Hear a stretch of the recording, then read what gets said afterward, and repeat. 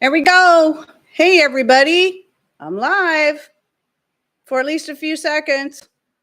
I tried to take all the extra precautions I could. I rebooted my internet. I rebooted my computer just to make sure there's no issues going on there. So we got Jax here with us today. That was kind of a surprise. But Patrick and Ryan are doing something down at the property, and it's getting pretty warm out there, and Jax was getting a little too hot, so he had to come back here for a little bit. And so he asked if he could stay, and I'm like, that's fine as long as you can play quietly. So I gave him some sidewalk chalk, and he's making a city on the floor here, because that's actually why I have the sidewalk chalk. I used to use it in dance classes a lot, because it just wipes, you just sweep it right off the floor. It's great. So I would draw things on the floor. Sometimes it was diagrams to help people, kids know where their feet were supposed to go, or make little puddles, for them to jump over. I think I mentioned in a previous video. So as far as my vocal cords and my throat, just in general, it's doing a little bit better, but I think I just need to be a little more careful about what I'm doing. I've still been shooting some standalone videos, but because I'm only doing that for half hour max, very, very max, not talking for an hour to 2 hours straight, those aren't so bad. But with that said, I'll probably only be doing my live shows, at least for a while, only on Sundays. And besides, it's really busy right now because there's more stuff coming in that needs to be harvested and dealt with. It's really getting time for me to start digging up my potatoes, and I'm going to do that dry canning and whatever else. I may still consider cooking some up and making mashed potatoes and then dehydrating, because I made a cottage pie, to be technical, which is shepherd's pie, but made with beef. And I used my dehydrated mashed potatoes that, I'd take the potatoes from my garden, cooked them up, made mashed potatoes, dehydrated and powdered them. And that was kind of nice. I just had to add water. I had to keep adding water because I never can remember exactly how much water to add until I got the consistency I wanted, cooked them a little bit, and then just spread them on top of my mixture, which was ground beef, but it was also a lot of dehydrated vegetables that I'd already kind of cooked a little bit in water. So that worked out really good. So dry canning potatoes is something that's going to be totally new to me this year. But you're still canning them like you would can potatoes. You're just not putting water in the jar with the potatoes. So you'd still pressure can them. Some people are going to have all their different ideas. I'm still debating whether or not I want to add any seasonings, spice, salt or anything to it. Just leave it. I don't know what most people do because I really haven't looked into it. I just know basically you don't add water, you just can them. Water free. Well, water in the pot. You got to put a little bit of water in your pressure canner. Okay, buddy. Remember, grandma's talking to people right now, okay? Yeah. Yeah, that's fine, buddy. That's fine. He's got to ask me questions. That's okay. Okay, well, I got a couple minutes yet, don't I? I got a couple minutes. We'll give people some more time to get in here. But of course, I do have my backup stream ready to go just in case. So that's linked in the description box. It is set to private until I need it. Then I have to go change the setting to public before you'll be able to access it. Or assess it. You can do that too, I guess.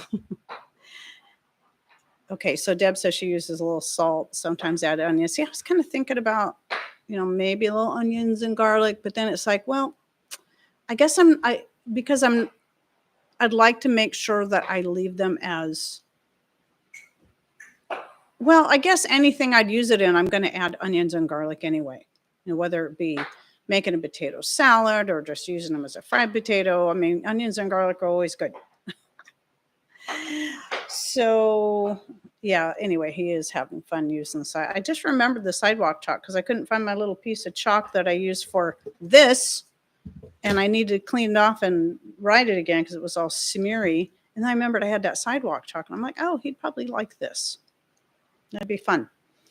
So anyway, so the first topic, so here's my goal. My goal is to try to keep the shows around an hour, depending on how my vocal cords are doing, and try to see if I can cover at least 2 topics and then maybe a Q&A time, and try to do it within an hour the best I can to try to, keep things from getting too swollen up and sore in there. It was pretty bad last week, so I think it would be best if I just take the whole week off. And that's why some people were like, what happened to you Wednesday? And it's like, well, yeah, I did say I was going to take the whole week off, but some people probably forgot.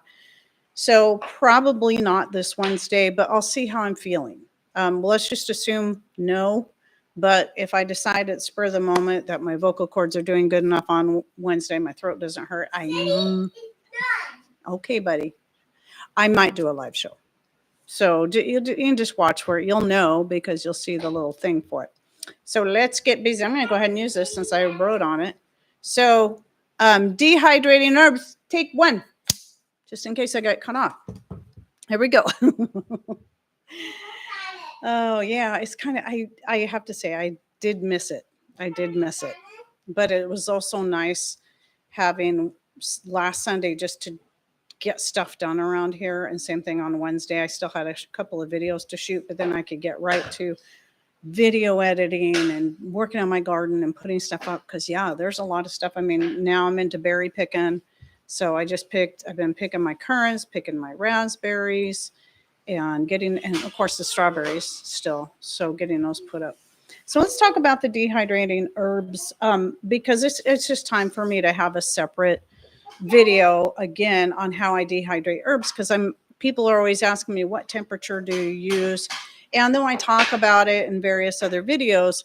I want to cover this again as this is going to apply to almost all of the herbs that you put up, but your time and the temperature you use has really got to be up to you and how humid your area is. So before I get into using electric dehydrator, remember, if you live in a dry enough climate where you have places you can hang your herbs and it's not too humid, if it's really humid, this might not be a good option for you. But I realized that here it can work because we do have dry enough days. I just have to realize I cannot use the greenhouse to do that, because it gets humid in the greenhouse because of the watering and stuff. But in the open air, I might be able to, because I got to thinking, wait, I dehydrate, I dry my, stalks and stuff out for my seeds that I'm collecting. And I do that naturally. I don't use an electric dehydrator. Well, how I personally do that is, and it does work good. It takes a while though for everything to dry fully. Unlike, drying herbs in a electric dehydrator is going to take longer here. But if I hang them in like cotton pillowcases, I have a whole bunch of old cotton pillowcases, and I just hang my, let's say I'm cutting, lamb's ear stalks or marshmallow or borage or whatever, and then I'll just put them in pillowcases and then hang them. If it's a nice enough day, I'll hang them out on the line right in the sun, and the more opaqueness of the pillowcases keeping them from getting the direct sunlight, but it's also, getting enough air and enough warmth that they do dry out fairly decently. If it's a rainy day, I bring them in and hang them on the clothesline. So there's that. You can also use paper bags. I'm all about anything I can use that I can reuse again and again. So I have tons of old pillowcases. I've even made basically pillowcases out of some, because I have a whole bunch of cotton fabric, old cotton sheets, made more of those. And I like the size because I'm putting whole stalks in there. So you can do that if you prefer. And also if you live in a place that's really dusty and you don't want to just hang the herbs like they are and then have them collect a lot of dust and dirt and whatnot. So paper bags, cotton pillowcases, or linen. Linen would be even better if you can afford to spare your linen pillowcases for that, but because it's even more breathable than cotton. So anything that's very breathable is going to be a good option. And my guess is that things like your fabrics like that are going to be more breathable than your paper. That's just my guess, though. So, at any rate, so there's always that. No electricity needed. You can just use the power of the sun and the air around you as long as it's not too humid. Just keep in mind if you got any humidity at all in your air, it will cause it to take longer for your herbs to dry. So now, when obviously, since I'm not building fires this time of the year, I'm not using my wood stove to dehydrate my herbs. But if it's like late in the fall, early in the spring, I've got herbs coming in. Some things I will dry next to the wood stove and spare running electricity, running my electric dehydrators, even if I have enough solar power to run them. I'm still going to try to spare using them as much as possible just to not put the wear and tear on them. But this time of year, obviously it's too warm to build a fire, and I've got lots of solar power coming in. So my dehydrators only have the bottom one running right now, are running off of solar power. So anyway, let's talk about the temperature. This is my personal, what I think is best is 115 degrees all the way across the board for all the herbs. Sometimes on a rare occasion, you're going to have an herb that might be a little more delicate, and you'll know because if it starts turning brown at that same temperature at the same amount of time the other herbs that you're drying with it, then it's probably too hot for that particular herb. Golden oregano is one of those that's, I have to be a little more careful with it. If I set the temperature at 110, it takes way too long to dry. 115 I find is best as long as I keep a close eye on it and try to put the there's Jax. Can you say hi to everybody? Look up here. There's the camera right there. Hi everybody. So yeah. So Jax is 4, aren't you, buddy? His favorite color is orange, if you can't tell. Blue. And blue. And blue. Orange and blue. But anyway, so what was I starting to say? Okay, so I was talking about temperature. So yeah, it's, to me, 115 degrees is best. I don't dry any of my herbs any higher than that. Now, when it comes to dehydrating other things like fruits, like apples, potatoes, broth, meats, I will go up to 125 degrees. But even though my dehydrator can go much higher than that, I never go higher than that. I try to keep the lowest possible setting without it taking days. Because in my personal opinion, if it takes longer than 18 to 24 hours, that's just too long, preferably within 12 hours. Now, a lot of your herbs at 115 degrees can be done in anywhere from 8 to 12 hours. Some will take a little bit longer. So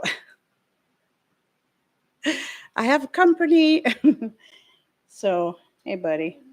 His baby sister's due any minute, pretty much. Mom's been in the hospital once with contractions, but it was basically a false labor. So that was days ago. But you were late too. You didn't want to come out very quickly either. So anyway, why don't you go find something to do? Okay. You can play with the chalk. You can use the dry erase board over there with the pens, or you can go in the other room and play with the cars and trucks and whatnot. Okay, buddy? Something quiet. So anyway, that's just my personal opinion. I know some people will dehydrate at 95 degrees, and that's going to be a pretty safe bet if you're concerned about damaging the benefits. But at 115 degrees, I'm absolutely not worried about that. And here's why. When it comes to, if you think about the fact that if you're, people are always talking about probiotics and stuff like that. Well, it's going to take a higher heat than that to destroy your probiotics or the yeast that is the natural yeast, right? That's on whatever, your herbs, your fruits, your vegetables. It's going to take a much higher heat than that. How do you know that? Well, because whenever you're proofing dry yeast to make bread, you don't want to go over 125 degrees, or maybe 130 can be safe. Any hotter than that, you kill your yeast. but you can activate it. You still got to activate it, and it needs heat to do that. Me outside. Huh? There's so much strawberries still out there, and they're so white. You want to go pick some strawberries? I need to put them. Okay, you do that, buddy. Good. He needs to pick some strawberries. Okay, make sure you're eating them. And no, I don't need any strawberries right now, buddy. Just make sure you don't pick them and not eat them. Anyway, he must have looked out the window and saw the strawberries hanging. I did pick some strawberries this morning, but we're having a really nice day. So they're probably the ones I didn't pick yet are probably ripening up really fast. So anyway, so yeah, I think 115 is perfectly safe. All the years that I've been dehydrating, I'm finding that to be the best temperature. I've tried lower, I've done higher, and I find that can kind of fry your herbs. But I know that I can take those dried herbs and I can get or fruits or whatever, but I can take those and I can make a fermentation starter out of it or make vinegar out of it, which tells me it still has that yeast. It has not been destroyed. Otherwise, I probably would still have to use a starter in the vinegar to get it going.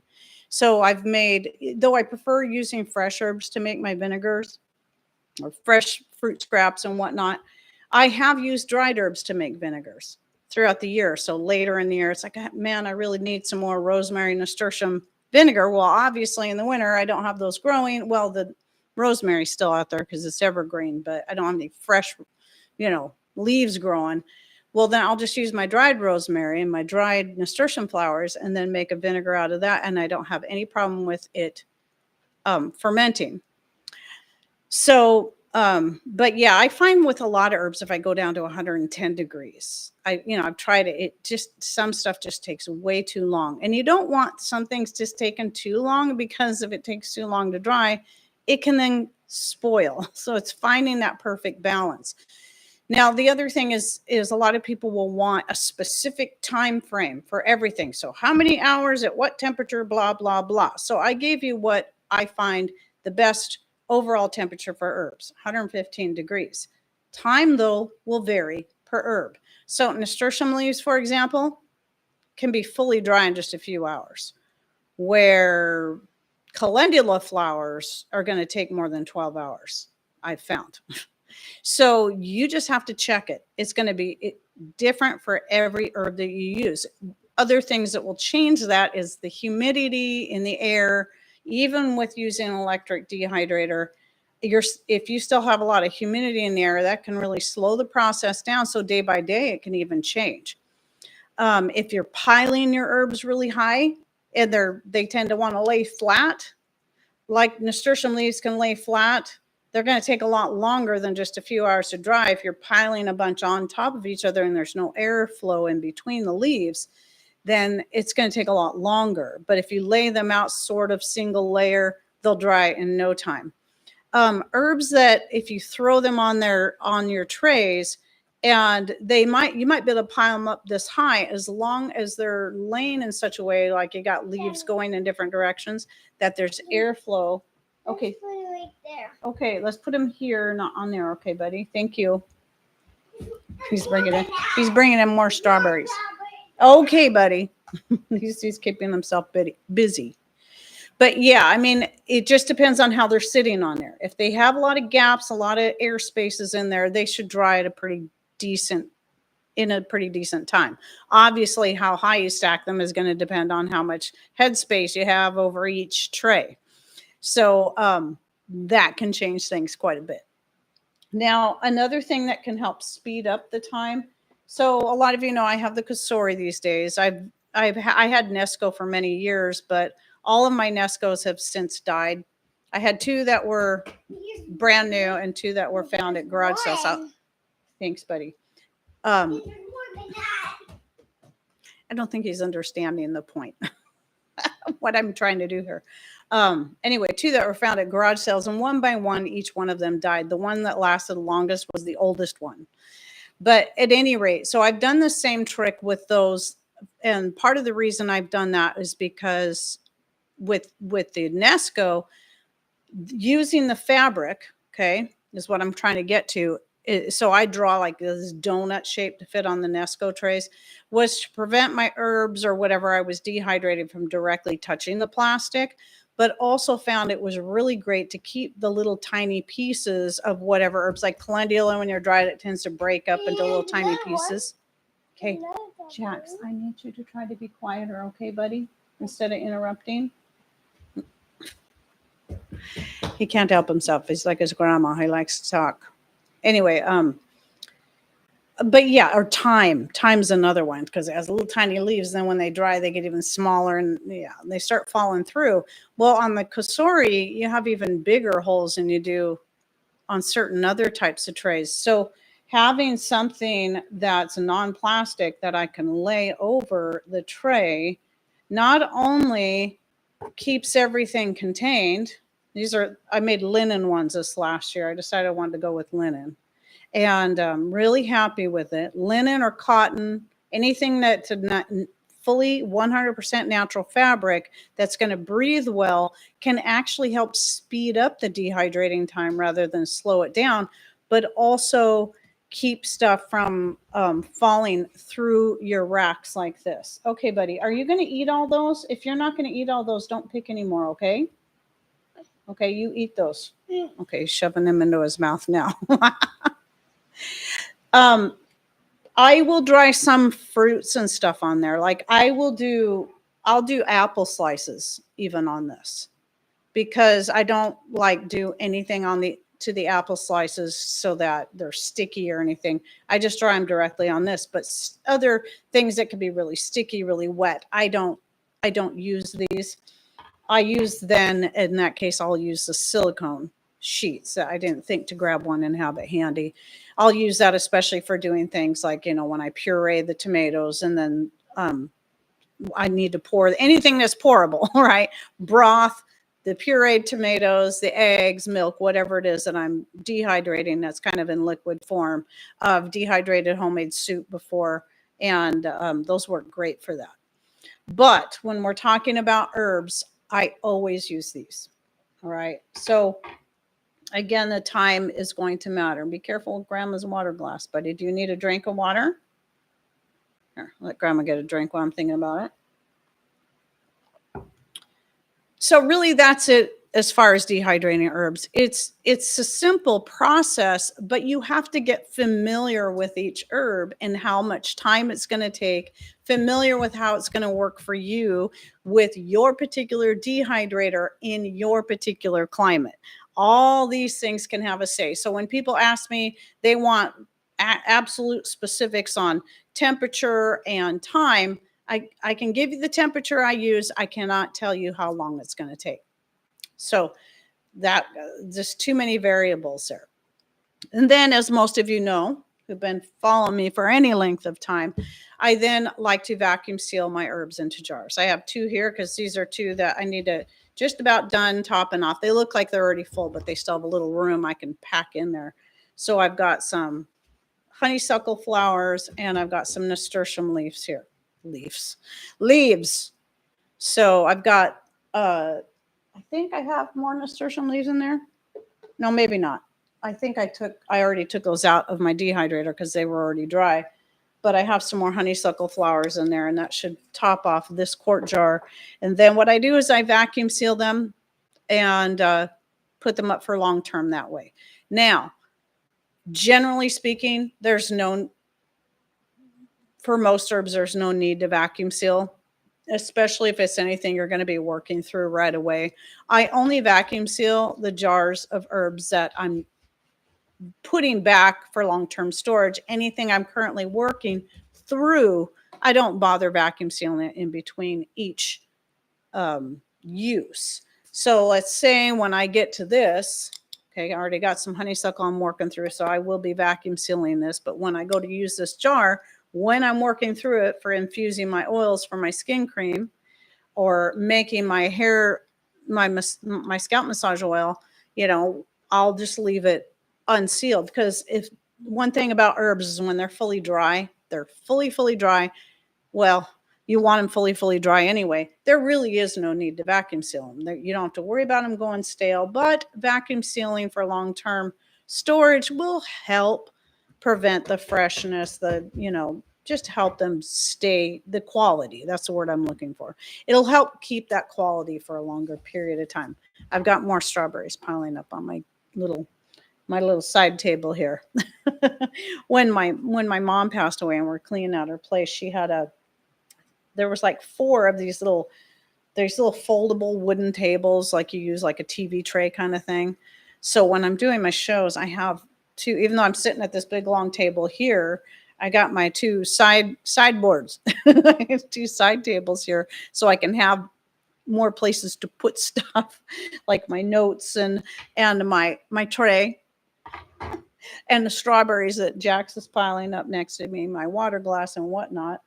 My mirror to make sure that, honestly, I forgot to check to make sure I had nothing on my face before I started.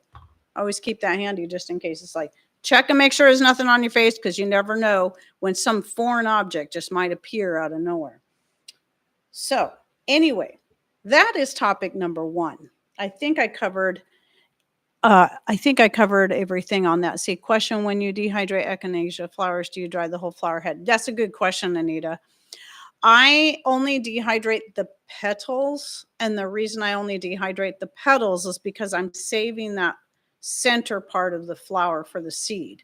So I pull the petals off and I let the center part air dry naturally, and then eventually, once it's fully dry, we kind of break it apart, which is really a pain because they're so sharp by that point, and then get the seeds out. Echinacea seed is one of the ones I hate doing the most, but since we sell the seed, and I also like to save some for getting more going the next year, because I always seem to lose an echinacea plant every year somehow. No, I didn't this last year though. That was good, especially since I think actually, no, I did. I lost one this last year. It was one of my oldest ones too. And guess whose fault it was? Patrick's again. Okay, now you're getting down to the pink strawberries. They're not fully ripe yet. So why don't you not pick anymore? Okay, buddy? They need to look like this color, this dark red. These aren't ready. I mean, if you want to eat them like that, that's fine, but don't pick anymore. Okay, bud? And make sure that front door is shut. We're trying to keep it cool in here. And I hope it's not too noisy, by the way. I decided to leave my fans going for the air. Now it's warm out there. Okay. Did you shut the front door? Okay, make sure that's shut and it stays shut. So, all right. Yeah, anyway, just the petals. Mostly what I'm drying on the echinacea is the leaves. That's what I'm using mostly. Though when I see a flower head that is where the center part of it is pretty mature, and I can tell the petals are going to get ready to start wilting, I pull those off. And I dehydrate them and add them to the leaves, the jar of leaves. And the reason I do that is because it looks pretty in there, the purple and the green in there together. That's the main reason why I do. I just love the way it looks, and I can recognize it easily enough without having to read the top of it. Oh, that's definitely my echinacea. So I want to move on to my second topic while my vocal cords are not totally strained yet. And that is about, I wanted to say, don't forget the leaves. That's the name of this topic. Now, what leaves am I talking about? Well, we have a tendency to, especially when we're new to gardening, or maybe we've been gardening forever and growing certain things forever and never thought about the leaves of a lot of our fruiting plants. So, and maybe even non-fruiting plants, like, well, everything gets a fruit of some kind. But like things like your beech and birch and spruce, pine and fir, what you would be talking about needles in that case, hawthorn, mulberry, maple, goji berries, moringa. Well, a lot of people know about moringa. So those are some trees. Some other things like, vines and shrubs would be like grapes, blackberries, raspberries, blueberries, mango. Obviously we don't grow that here, but mango and guava, don't grow that either, or citrus. The leaves from these trees are all edible. figs, soursop, and so much more. Now, if there's anything I didn't mention that you don't know about or that you're curious about, all you got to do is look it up. Are the leaves from this plant edible? And you'll find out. Now, here's some more, like from maybe your vegetable garden would be things like the leaves from your squash plants, your beans, your peas. Let's see, sweet potatoes, carrots, beets, rutabaga, and turnips. So all the leaves from those, all the green parts, those are edible. And so for me, like carrot tops are one of those things that I will dehydrate up and add to my mixed greens blend, or rutabaga or beet leaves, whatever I'm growing at the time. I don't do a lot of those kind of root vegetables, but every now and then I'll grow some. And when I do, I'll typically dehydrate the leaves up and then add them to my mixed greens blend. So just remember that you can get a lot of good. Okay, that's enough, buddy. You're interrupting. All right. You can get a lot of good healthy benefits of the leaves of some of your different plants. And that goes for the flowers too. A lot of the blossoms, like your squash blossoms. Let's say you got a crud load of male flowers coming in and no females, or a crud load of female flowers and no males to pollinate them. So you're like, hey, I might as well make use of this. You can take those blossoms, and if it's a female, that includes the ovum at the bottom where your squash or your zucchini is going to grow from, and you can eat that. You can cut it up and use it in a salad. You can add it to stir fry. You can bread and fry your squash blossoms. There's so much you can use these various things for. Me, I don't tend to do that. I like to leave the flowers for my squash because I want to make sure that the bees are seeing them. So they'll know when I have both male and females blooming at the same time, ooh, we got to get in there and get to those flowers. So they'll remember. So I tend to leave them for that sake, especially since, they all have their own specific places around the area, the property here that they're growing. I want to make sure my bees come very familiar with where everything is so they can go back to it. So yes, I will leave the flowers, and I try to be careful about taking too many leaves from things like beans and peas. But now this morning I was out there picking my snow peas. And while I was doing that, I also tried to thread them back and forth through my cattle panel. And like always happens at least once, I'll break off a piece like that big of the young part. And it makes me so mad. But you know what? I don't have to throw that away. I can eat it. And I did. And it's healthy. So like your peas, those leaves, those young leaves, especially in the beans, they taste like peas and beans. They have a nice flavor, and you can add them to salads and whatnot. So I like to say this because a lot of people don't think about the leaves of some of these different things. Like, did I say mango? I said mango. Okay. So I did a video. What I've done is I linked to in the description box my whole series on herbs and more benefits and uses. And within that, I have videos where I talk about blackberry leaves. I haven't done one on blueberry leaves, but a lot of your berry leaf benefits are very similar, but they'll have a little bit of their own uniqueness. So I have one on raspberry, one on blackberry, one on mango leaves, even though I don't have a mango tree. It all started because people were kind of freaking out when I was, every now and then I'll get somebody who freaks out when they see me making vinegar from mango peels and pits, because they'll say, oh, the peels are toxic. No, they're not. No, they're not. I've made vinegar many times. But just to double check and make sure that these, that maybe these people are right. Maybe there's some truth to it. I started doing some research. Come to find out, mango peels absolutely are edible. I've eaten them. I've eaten a bite. They're bitter and they taste terrible, but they are edible.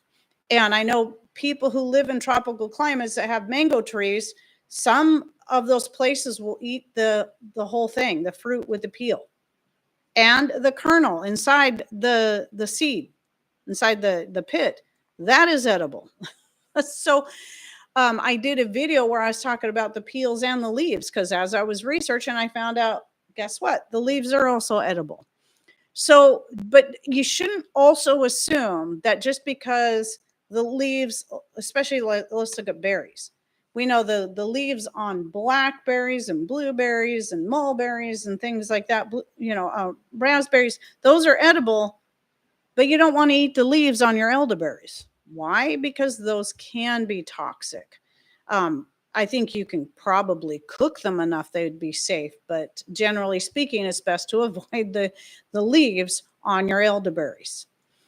So don't assume just because another type of fruit has edible leaves, that means you can eat, you know, the leaves from this fruit over here. Always do your own research. And it's as simple as doing this. Can I eat the leaves from this plant or that plant or that plant? Whatever it is you have growing in your garden, so you can know. Can I eat the flowers or the blossoms from this plant, or that plant? Always do your own research to be sure. But that's how I've learned through the years. It's like curiosity. Are carrot tops edible? Well, look at that. They sure are. Once I found out, and this is long before I started my channel, I started using carrot tops in a lot of things. I don't really like them added to salads or whatnot, but I find I like adding them to dishes. You can add them to soups.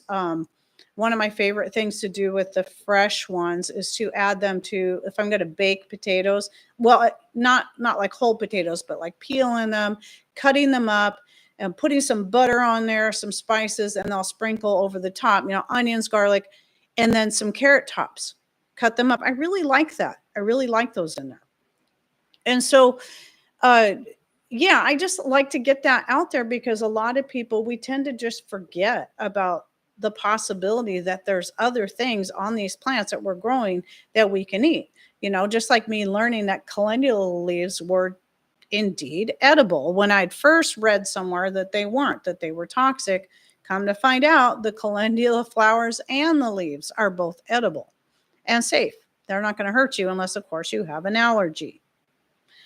So do the tops taste like carrots? No, I would say it tastes more like parsley, kind of like that, a little closer flavor. That's why I wouldn't care for it in salad, because it kind of has that stronger type flavor.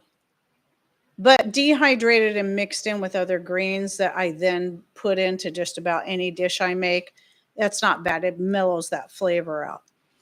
What is your favorite leaves to save in dehydrating? Oh, goodness, I have a lot, but probably the top ones on my list are going to be dandelion, the carrot tops, nettle, and then like blackberry and raspberry. I don't tend to add the grape leaves. I don't tend to add all those to my mixed greens anymore. I like to save those more for teas, especially the blackberry, the raspberry, and that kind of thing. Salmonberry is another one. We have salmonberries at the other property that grow wild, and I know they're edible. I just, the leaves, I just don't bother with those. I get enough other things. I haven't looked to see if the leaves on my current plants are edible, but I assume they are, but I'm not going to run out and start eating them until I double check to make sure. But I know the figs are. I haven't tried them yet, but I know they are. I still don't have any fruit yet on my figs. But, here's the other reason I don't like pulling leaves off my beans and stuff is because I don't want to overdo it, especially this early, because my beans are really, really slow this year. I mean, they're fine. I think it's because the cold really kind of hung on. It would start to get warm and then stay cold and get cold again. So a lot of things like my corn and my beans, they like to have a lot warmer temperatures than what we've been getting. So they've both been super, super slow. In fact, I'm thinking I probably should have planted them all later. Even my potatoes are behind. They're just now getting to the point. I'm just now starting to see my potato plants get to that point where they're starting to turn a little bit yellow and get a little bug eaten. That's a good sign that your potatoes are ready. Just now, some of them, usually by the end of June. Let's see, because I usually plant early April or late March. like right at the end of March or first week in April. So April, May, June. So end of June, the potatoes should be ready. But here we're about halfway. We are halfway through July, and they're only just starting to be ready to dig up. So anyway, I think that, yeah, I'm sure there's other leaves that I'm forgetting. I collect a lot of those leaves, but as far as just collecting to eat to add as a mixed greens, I'm very particular about that. And then I have the other ones that leaves I collect, like the plantain or the comfrey. Those are separate. Those always stay separate. Not that you can't eat those, because you can, but I wouldn't put either one. I used to put the plantain on my mixed greens blend till I realized just how beneficial they were to help heal things. So now I save those specifically for making healing salves and soaks and whatnot. Same thing with the comfrey. So it all just depends on what those greens are. But certain ones will go on my mixed greens blend that go in all my meals. And other ones are going to be separated out in their own jars like this to use for specific things. So let's see here.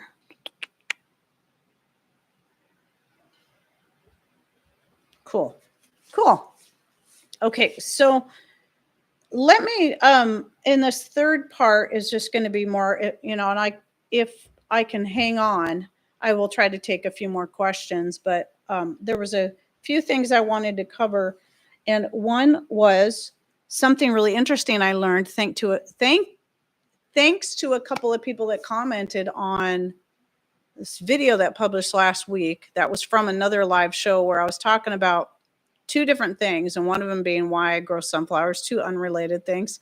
Oh, vinegar, canning with homemade vinegar, and the other one was about sunflowers and why I grow them. And I didn't know this until a couple people said the same thing, that sunflowers are really good for detoxing your soil, pulling the heavy metals out of your soil. I'm like, really? So I, instead of just trusting one or two people's word for that, I decided to do a little looking into it. And sure enough, I found all kinds of sites that they weren't just, random blogger sites. So we're talking about science, more scientific, plant related sites, garden related sites, something that's very specific to that kind of thing. And sure enough, I found out sunflowers do help to detox your soil. So all the more reason why I am so thrilled that this year, when I planted my sunflowers, I didn't just kind of stick them in one area in the main garden. I planted them all throughout the whole main garden. Well, I've done that before, but this year I did that even more so. Planted some out front in the front yard garden, and then some along the gate or the fence where we just started a new garden area. And so I'm like, that is so cool. So now I'm like so thrilled that I planted that more around in different garden areas. So not only will they add more beauty to my garden, give me more sunflowers, they're going to help to detox that soil. And so that was really, really exciting news. And thanks to the people that shared that with me. I appreciate that. And then another thing was about sexing chickens. So I don't know, some of you may have some experience in this, but like somebody did make the comment that, oh yeah, somebody showed me how you can tell the difference in the sex of a chick, chicks, baby chicks, by the way their wing feathers are. Well, I'm here to tell you, while there is truth to that, it's going to vary by chicken. So if you have all these different breeds of chickens, or you have mixed breed chickens, it's really not an accurate way to go about it. And here's the other thing. When I was researching this last year, because I'm like, okay, how can I tell the difference with chicken wing feathers? Well, I found information that went both ways. Like one said the shape of the wing goes like this. if it's a male, and like this if it's a female. You know, the way the feathers were. And then another site or another YouTube video would say absolute opposite. And I'm like, well, this isn't helping one darn bit. And I looked into everything I could. And then I found some information that said it really depends on the breed of chicken. Now, you know, there's chickens that are sex links. That's what they're called because they're easy to differentiate by, I think that's their wing feathers. And also the same thing with the tail feathers. They'll say, well, this the ones that have the tail feathers that look like I'm here to tell you, all of my chicks, all their wing feathers looked exactly the same. Exactly. They all had the little smaller feathers here. They all had the same shape. Yet still, more of them were roosters than there were hens. Okay, so very unreliable system. The most reliable, accurate way to be able to sex your chicks is you got to have some experience. And I'm still too nervous to do this. I kind of tried, but you got to do a vent check. But you have to be very careful because you can hurt them if you're not careful. And in the vent, you got to carefully open up the vent. And if you see a little bump in there, then you'll know it's a male. No bump, it's a female. But I like I said, I tried and I was too scared that I was going to hurt them. And so I'm like, you know what? I'll be able to tell when they get older. And I'm not going to want to take them out until they're older anyway. So I know for certain right now, even though none of them, there's a couple of them that have tried to kind of make a crowy noise, but they sound more like a squeaky toy. But I can tell. And just with my third hatching, I'm getting an experienced enough eye. I can tell by demeanor. I can tell by the way their combs and wattles on the males do start developing faster and turning red faster. I can tell by the size. I can tell by the beefiness of their legs and feet. And they're just overall, I mean, they're all the same size when they're first hatched out, but they hit this one point where the males will start getting bigger than the females. But yeah, their demeanor for sure. The males definitely like to fight each other. But anyway, yeah, it just seems like I'm always going to have a higher ratio of roosters. So 3 hatching so far, higher ratio. Doesn't matter the shape of the eggs. It doesn't matter the shape of their wing feathers. Doesn't matter. But so I wanted to cover that. So don't assume that if you watch somebody's one person's video on sexing chick. I've even seen the one where if you like pick them up a certain way and depending on how they hang, it'll depend on the moment how they behave when you do that. And that doesn't work either. I'm here to tell you. So I'm just like, whatever. It is what it is. And I'm going to want to wait till they're big enough to where the roosters are going to have enough meat on them before I take them out. And yeah, so because, you know, they're eating a lot of feed and I want to get as much out of them as I can. I'm going to be giving one away. So I'm trying to figure out which one is the most behaved. I have 2 so far that have brave enough to eat out of my hand. So it's a good sign, but best I can tell, I think they're all going to be pretty well-mannered roosters.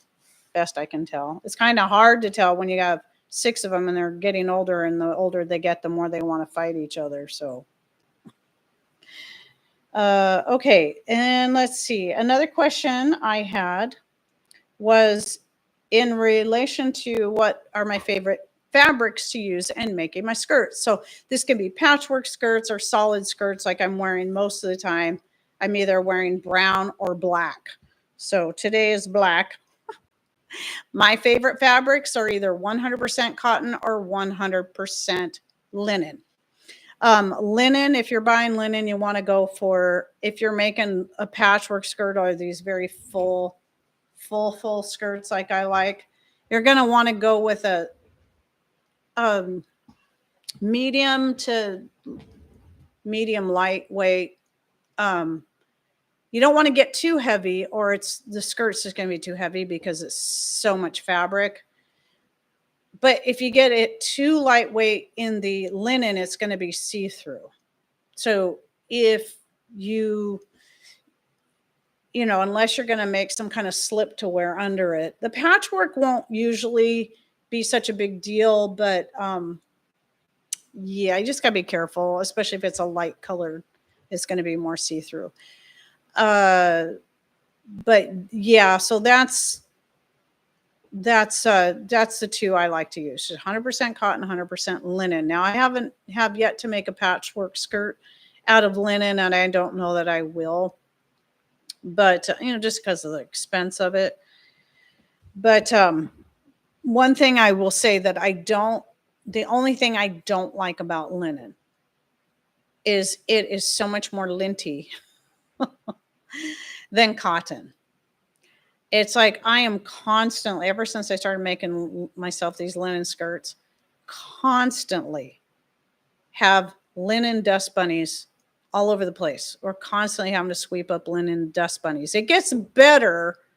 It gets less and less the more I am wearing and washing those skirts. But, every time I make a new, well, I haven't made a new one in a while, but if I have a newer one that I don't wear very much and then I wear it, all I have to do is wear it for a little bit. And there's like linen dust bunnies. It's just everywhere, everywhere. So that's the only thing I don't like. But other than that, linen is probably my favorite. It breathes so nicely. I still am wearing a skirt with my linen, whatever you want to call them, pantaloons, knickers, whatever, that I made to wear under my skirts, even on hot days, because the linen breathes so well, I don't get too hot.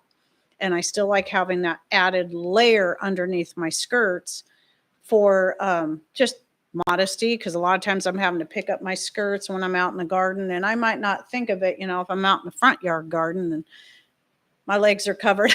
I don't have to worry about accidentally exposing something or climbing up and down ladders. I'm constantly up and down, mostly just step ladders, but still, constantly having to prune my grapevines to keep them from taking over my garden.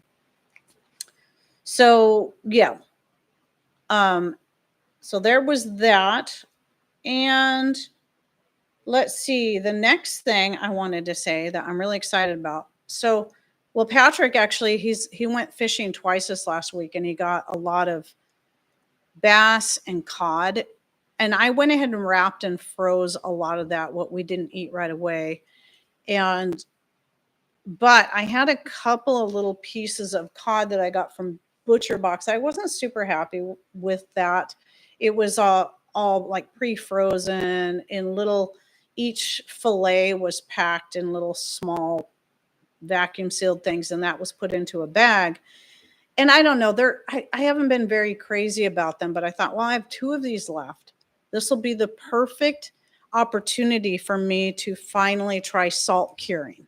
So right now I have 2 small cod fillets. Well, I say fillets but they're just pieces, because they had been filleted but then cut into smaller pieces, that I am currently salt curing. And it's pretty simple. Now, some people will just, like, I know the medieval, they just salt cure, and that's how they kept it, just like that. Now, looking it up, going to different sites, they're talking about how, well, after it's salt cured, you got to keep it in the fridge and it'll last for 3 months. It's like, what's the point of salt curing it? I mean, yeah, it will last longer in the fridge, salt cured, but what's the point of salt curing it, if you're just going to keep it in the fridge anyway? I think it's a little bit silly, but, and then the question is, now what I was seeing is that, then when you go to use it, you got to soak it to get a lot of the salt out. And I'm just like, I'm going to try it first, because some people eat it as is. It's going to be pretty salty, but reading on different chef sites, they soak it and try to get as much as salt as they can, then let it, dry a little bit, and then store it in the fridge. It's still going to keep longer because it's already been salt cured, but I don't know that I would go through all that trouble. So we'll find out. And I will definitely be giving you updates on that. So I think tomorrow I'll pull the fish out, and I'll probably look at it again today, but I'll check it again tomorrow. And then I'll give you some updates on that. I'm really kind of excited to try this, at least with the fish, and then maybe try it with some other types of meat down the road. So, I mean, obviously, if it's a lot of salt and it's too salty, who's going to want to eat it? But at the same time, it's not, I don't know how much I would like constantly, then having to do the soak and removing the salt before I can cook with it. I can see it being more of a jerky kind of thing. What are you doing with my water? Be careful not to break my glass, okay? Don't drop it. Now I'm going to have, and no backwashing in my water. He's not going to know what that means. And no inhaling the water either, buddy. Okay, so anyway, there's that. I don't know if anybody in here has some what's a trick to get gamma 2 gamma 2? I don't know what gamma 2 means. I have there's a special little opener thing. I have 2 of them that works really good on those. Instead of having to go around and wait, a gamma 2. No, that's different. I'm thinking of a standard hammer-on type lid. But where you have the special little tool that you can open it. It's so much better than using your fingers and then going around the edge and then ripping a fingernail off. Okay, one more thing I wanted to say, at least for this section, was that I had somebody send me an email asking me some questions, and they were questions that I didn't really know the answer to. And usually most cases, if somebody sends me a question that I don't have an answer to because I haven't done a video on it, or, if I've done a video on it, I'll link them to a video. But if it's something I just don't know because I haven't looked into it, I just say, I really don't know the answer to that question. So you'll have to do a little research on that yourself. Because a lot of times I just don't have time to then stop and do the research right then for somebody. I've got enough other stuff going on. And so I told them, well, here I can give you this information. And one of the things they had said, though, hey, Jax, please be quieter than that, was that they had asked AI. And I was like, I'm coming back to the AI thing because I think this is really important. First of all, I absolutely have this aversion to AI. And it's getting so frustrating where it's you go to watch a video that sounds really interesting. It could be a historical thing. Everything in it is AI, including the voice. And it's saying things wrong. It's making mistakes. I hate that. I want real stuff. I don't mind a couple of AI generated images to help when someone's trying to get something specific. Maybe they can't find exactly what they're looking for, but most of the time, no. And to ask AI questions, no, don't do it. And here's the reason why. Well, let alone the fact that I think we need to really be careful about becoming dependent on AI. I've seen, and I looked it up again to see if it was still wrong. When I was looking at, just to make sure, so I've shared this before about the 4 jars lids and how they are 100% made in China, but it's really hard to find that information. And I had heard years ago that that they had planned on, having their own factory here in the United States. They're a U.S. small family-owned business, so they say. Right now, their lids are made in China. They're eventually going to have the lids made here in the U.S. I notice more and more they stop talking about anything made in the U.S. They don't even say whether or not they're made in China. If you go to their webpage, I decided before I even said anything about it, let me make sure that they haven't yet built a factory here in the U.S. because maybe they have. And I want to I want to check before I say something that's incorrect. So I go to their website to find even less information about whether or not their lids are made in China. In fact, I found in their FAQ section, it says who makes these lids. And all they do is go on and talk about how their answer, you can check this out for yourself. Go to 4 Jars USA, even though it says USA. There's also a 4 Jars Canada site. That's the only reason it says that. And if you go down to their FAQ section, you'll find a question. I just looked at it again like yesterday, a day before, that says, who makes these lids? Read the answer. It doesn't answer that question at all. Doesn't It doesn't answer who, it doesn't answer where. But if you just glanced at the answer, you would see USA in there and go, oh, made in the USA. But that's not what it says. What it's telling you is that people all over the USA just love their lids. Basically is what it says, okay? Now let's come back to the AI thing. So when I was trying to look up this information to find out, are they made in the USA yet? The stupid AI thing, the Google Assist or whatever it is that pops up at the top, said right there, I tried asking the question 2 different ways. Are they made in China? Another time, are they made in the USA? And in both occasions, the AI said they are made in the USA. The second time when I said, are they made in China? They are not made in China. 100% wrong.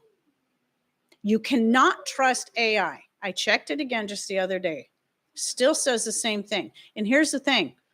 If you take the time to go to the, so what AI is doing is it's pulling information from various different sites and putting it in there. But what if the sites it's pulling it from are wrong? Or what if AI made the same mistake that we tend to make? If you had gone to that FAQ question and just were in a hurry and you saw USA, you'd go, okay, they're made in the USA. But you didn't actually read what it said, you'd be wrong. Because you would believe they were made in the USA when that's not what the answer said.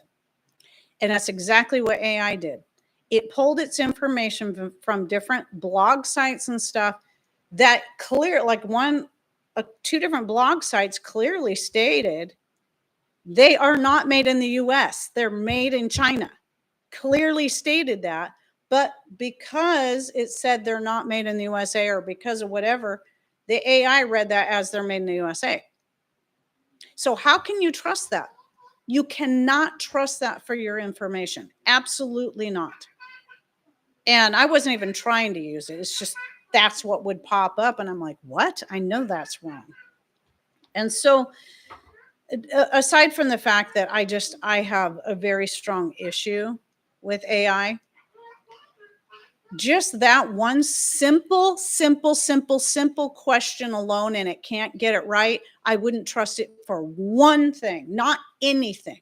Don't trust it to give you the answer you're looking for, because it might give you an absolute opposite answer.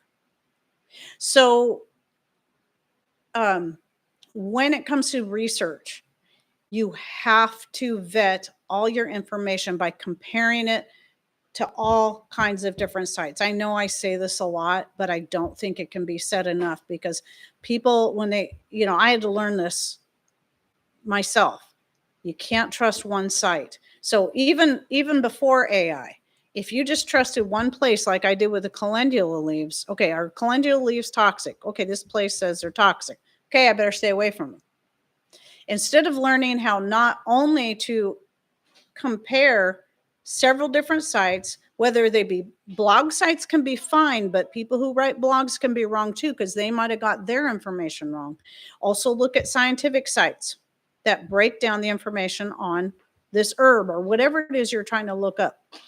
I even have used the NIH to look up benefits of different things like herbs, like lavender, obviously herbs, dandelion leaves and more, and have found actually a lot of excellent information that matched the information I found from herbal sites, naturopathic type sites, and more. And some people assume they want to throw the baby out with the bathwater and say the NIH.gov is entirely evil and wrong. Yet the thing is there's still a lot of really good information there. You just got to know how to look for it and then compare everything, cross compare everything. If you just fall for one site, it could be an honest mistake by whoever wrote that blog. But here's the other thing is you can't also trust just one wording of it. If you type in, is such and such toxic, you will pull up places that will say something is toxic. If you put in a different type of search, is such and such edible, you're going to find a bunch of places that will tell you it's edible. That's then where you got to pay attention. Okay, why is this being labeled as toxic? Why is it being labeled as edible? It's very likely that it is edible, but you got to practice caution. Or eating large quantities of this particular thing can make you sick. What? Well, I can't do anything about that. I'm right in the middle of a show. I'm talking to people right now, okay? I can't do anything about that. You decided to stay here. But when I get done here, I'll call your daddy and see if he wants to come get you, okay? Anyway, I was afraid of that. So I told him, I said, you might get bored because Grandma's going to be busy doing a live show. There was something else I was going to say. So yeah, so you got to look that up. Or it could be that it's more specific to, you got to be careful with taking this particular thing while you're on a certain medication. That might be the only reason why some people are saying it's toxic.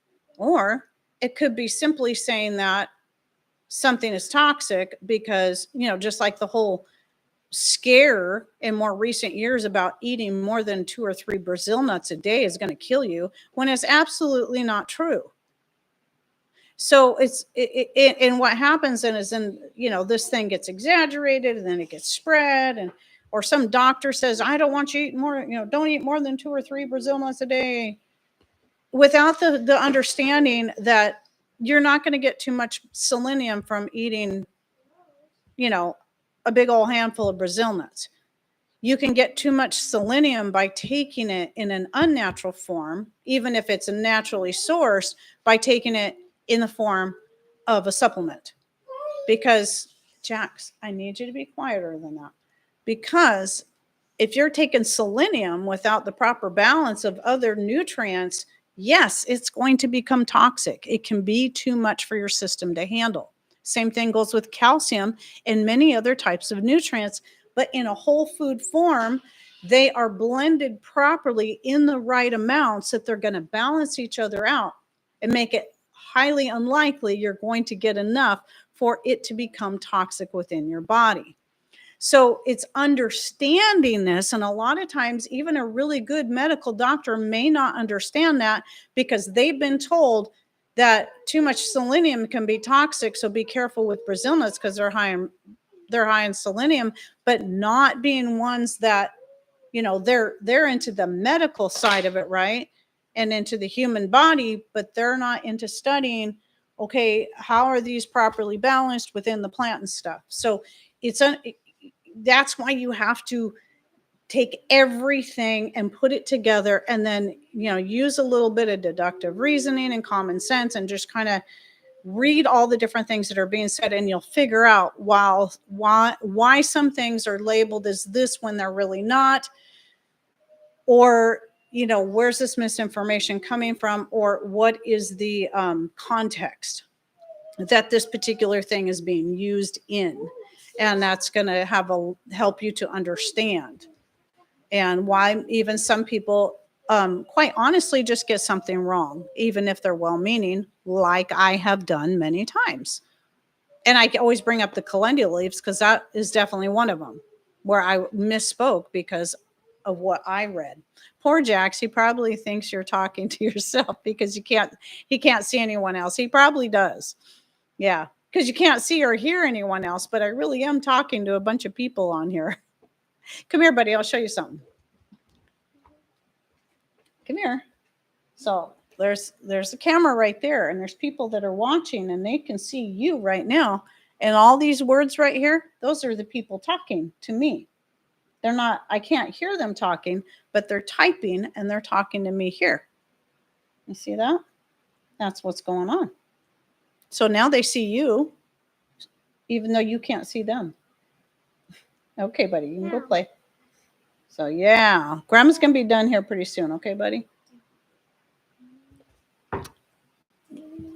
Now he's going to play in the background because, everybody can see me. I want to be the star. He's a pretty good kid, aren't you, Jax? You're a pretty good kid, aren't you? Think so? Yeah. Yeah. He definitely loves his baby sister. But it was funny. He was here earlier when he first got here, before he came on live. He's like, I like being by myself because Jace plays too rough, and my sister, she keeps taking stuff away from me. So he's having fun just being able to play without other kids here.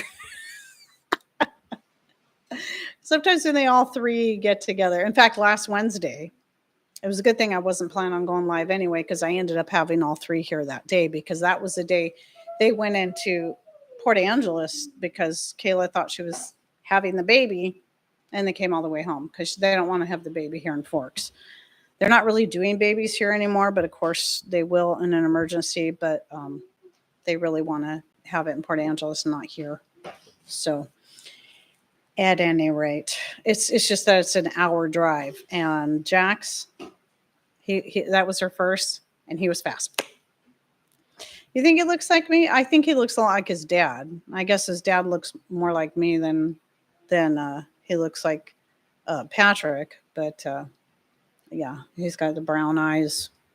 Or Jace is kind of funny because Jace is the one he's half Mexican, but he's got the blue eyes that came from Patrick's side. So, but he's got the black hair. Yeah. And then Rowan is kind of somewhere in between. Her eyes look brown, but they're like a really dark olive green. And her hair is a medium brown color. And she's got curl in it. I wonder if it's going to get curlier as she gets older, because mine took on most of its curl when I hit about 13, 14 years old is when it got really curly. So anyway, I think that was, unless I have any other questions, I think those are the main things I wanted to cover.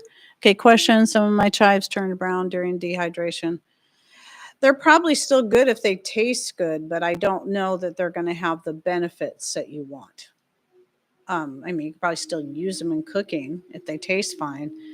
But if they turn brown, it was probably a little too hot for them. And it possibly, my guess is when stuff turns brown like that some of the benefits, some of the nutrients may have been destroyed. It's just an assumption. You're half Mexican with blue eyes too? Cool. It's such, it's such a beautiful look with the dark, well, Jace isn't very dark. He's very pale, more like his dad, but he has the dark hair. And then these big blue eyes. I was so thrilled. He had his dad's blue eyes. But, and I know Kayla, Jace, or Jax's mom, she has blue eyes. And she's really hoping this one's going to have blue eyes since the other two don't. So sorry, you asked me that question before about the yarn. I meant to come back to it. I apologize. I usually just order it from Amazon. There was a place that I used to order my fabrics and yarn from that is no longer in existence, and I'm really frustrated. But a lot of times you can get packs of yarn for, if you look. Sometimes the prices are terrible on Amazon, but if you look, you can sometimes get, like if it's a color you need a lot of, like if I do still use a lot of acrylic yarn for making various things. And so I'll get a lot of Red Heart yarn. And if I can get a 3-pack of the Super Saver yarn, sometimes you can find really good prices on that on Amazon. And then same with like the cotton yarn, like the sugar and cream cotton yarn. If you buy it in a pack of like 3 to 6, you can get a fairly good deal. Now, my guess is you could probably find those for a better price at Walmart, going into the store. But I haven't been in a Walmart in years, and we don't have one local, and I prefer not to go into Walmart if I can help it. I hate Walmart. But I used to buy my yarns at Walmart because they had such a good price, or other types of stores like that. You can usually get a pretty good price, whether it be the, whatever kind it is. But now we're pulling out noisy toys.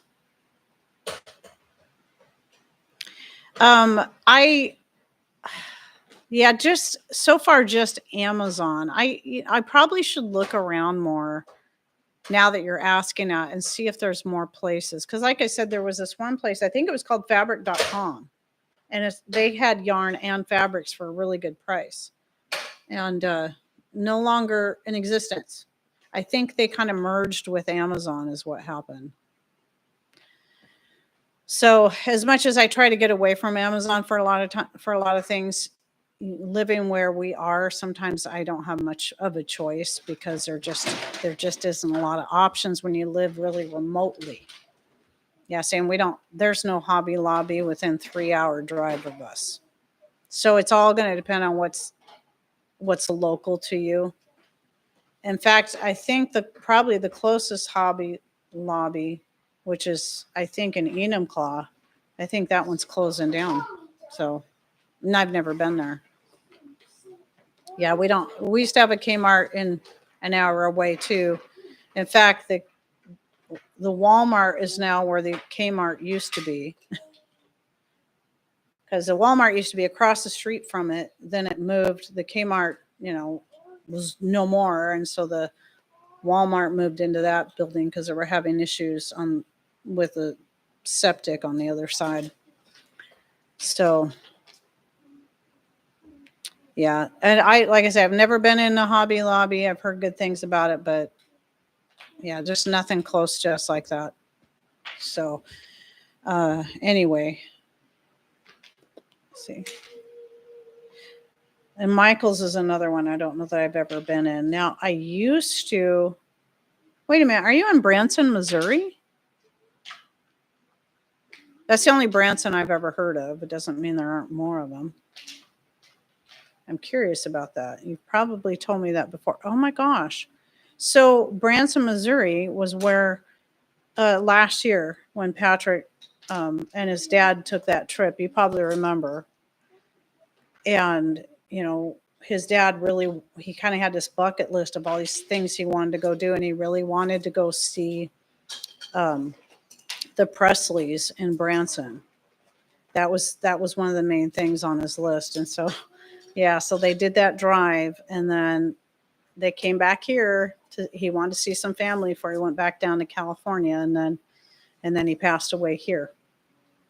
But he got to go see all of that stuff and we have all these great pictures of him just enjoying that show. And so, so now every time I hear Branson, I'd never remember that name except for that is just the fact that my father-in-law got to do that before he died.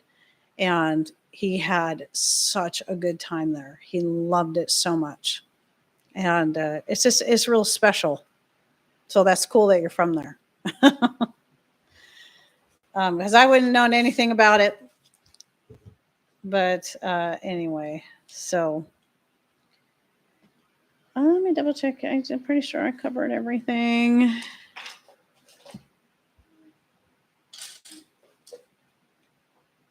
Sorry, I'm just gonna kind of skim through here and see if there might have been any other questions that I meant to come back to and forgot or missed altogether.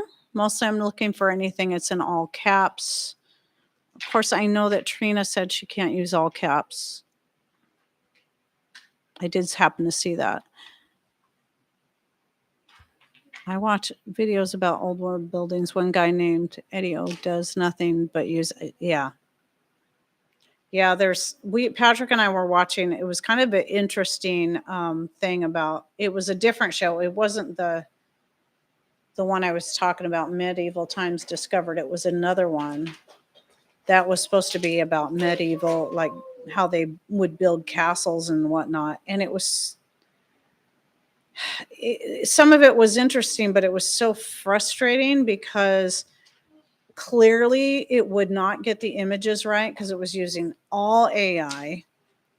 And I mean, it's bad enough that the people, you're like, okay, that's kind of weird. Those people don't know how to walk, or you'd see just like obvious mistakes, like an ox with a cart, but the cart isn't even connected to the ox. It's just kind of mysteriously following the ox, whatever. That was annoying enough. But what was really frustrating was that they were showing the AI wasn't getting like the proper stuff put in there. Like they'd have people wearing modern coats that look like maybe almost like a Carhartt coat or hard hats. And you're like, or some of the structures like they'd show steel, and you're like, no, this isn't right. So that was annoying. We finally just like, okay, we're not watching this anymore. So yeah, you can't, even, so I take that as the whole entire thing was AI generated, and whoever decided to put that out there did not double check anything. They just trusted AI to put that information out there, and so much of it was wrong. So it's like, if this is what all these channels are going to turn into, what's the point? What's the point? What's going to happen to channels like ours? Are they just we're real people? We're not using AI. We try to use all images and video clips from our own gardens and stuff. I mean, I will gather images, but they have to be real images of things that I may not have either enough of, or maybe not a good enough picture of my own of. So like when I do videos like the one I did on honeysuckle, I had a lot of pictures of my own honeysuckle, but I only have one color of honeysuckle. So I tried to gather images of other types so people can see what it looks like, the yellow, the white, and so on. And just to show, it does come in other colors. But I try to, now I have to watch out because I don't know. I got to double check and make sure whatever image I come across isn't going to be some stupid AI image. I don't want that. I want it to be real. And that's the other thing I think I mentioned last time is I'm seeing more and more people starting to use AI to make their thumbnails. I'm sorry. No, not happening here. Just not. Anyway, I probably should go. My throat's kind of starting to hurt, and I'm really trying to be a little more careful with my vocal cords so that I can keep doing these live shows at least once a week. So again, as far as Wednesday goes, I'm not planning on doing a live show, but if I feel like my vocal cords are okay, like maybe I can handle it, I might do a short-ish one, but we'll see. But like I said, a lot of it's just busy too. And I might have the kids then too, because their other grandma can't take them on Wednesdays because she works. So if Kayla's in the hospital having the baby this week, well, I'll probably have all three grandbabies again. And it's just a little too crazy when there's three of them here. But oh, good. We're playing with the army men now. The army men that my kids played with when they were little. We have a lot of toys around here that I'm glad I held on to. Your dad and your uncle used to love those. That's a missile, buddy. We got all kinds of great toys here. I let my grandbabies play with missiles. Anyway, so I should get going. But thank you all for coming in here. And if I don't see you Wednesday for sure, well, I shouldn't say for sure. Who knows what will happen next Sunday? But I plan to be here next Sunday. And thank you, Tammy. I appreciate that. Short, like, yeah, really? Hey, I don't go 4 and 5 and 6 hours like some people do. I can't believe some of these people that do it. It's like, what the hey, man? Anyway, hope you guys have a great rest of your day, a great Sunday, a great rest of your week. And again, hope to see you next Sunday live. And thanks for coming in. Take care and God bless. Bye.